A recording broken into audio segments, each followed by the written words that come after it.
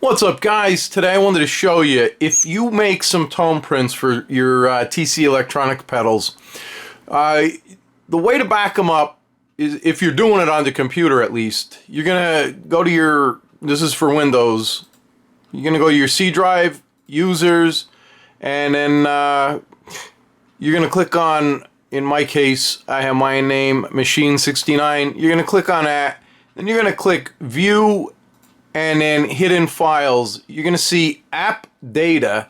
You're going to click on that, then you're going to click on Roaming, and then you're going to scroll down and you're going to see Toneprint.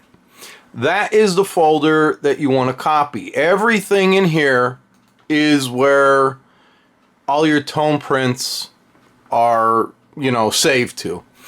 So just a little tip I thought I'd share with you guys so you don't lose your tone prints that you spend quite a while making.